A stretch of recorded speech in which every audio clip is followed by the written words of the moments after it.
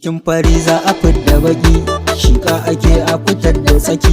mai gaskiya baya tauya haki, kamar a yace na zamba kaki, me za ya damu biri da gada kaji.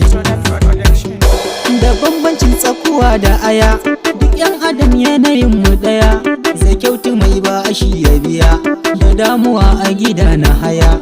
idan ka gane abun da na ce malam, ina da zancen da zana faɗo, dukan mutane zana haɗo, kamar kuli gari da kwaɗo, fata nake kuji me na faɗo, mun ta riga mu kara a zube ba tsari, muna cikin matsalar nan, wa'inda ke zagin nan,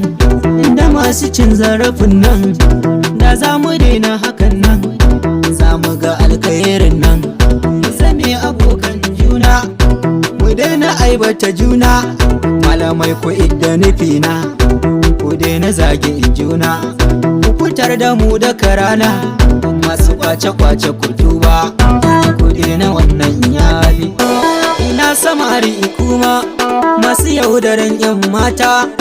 ku tausaya wa iyaye, shekaru da dama a sun yi, suna ta tarbiyyar yaya mata, cikin awa guda ka bu komai, ka ruguza ba a daɗi, kar ka mance kai ma a ɗin dai, kana da ƙannai mata, in babu za ka haifo mata, in babu to akwai yan uwa ma, kiyaye wannan gayo.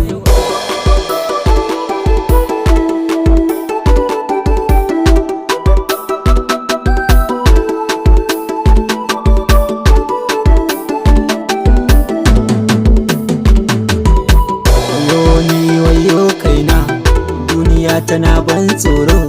ka ɗauka ba kai ka aje ba, ka rusa ba kai ka gina ba, ka raba ba kai ka haɗa ba, ka tuna akwai ran ƙarshe, mata masu bokaye da masu kuntatawa mazaje,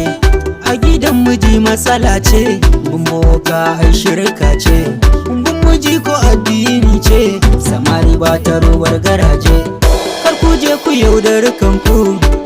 aure ya ku aje ta, ba abinci babu tufanta, to hakin ta ka biyanta, to Allah ba zai kyale ba, ijo don ina ta kiran ku, gyara da ni dace, ni gyara da ni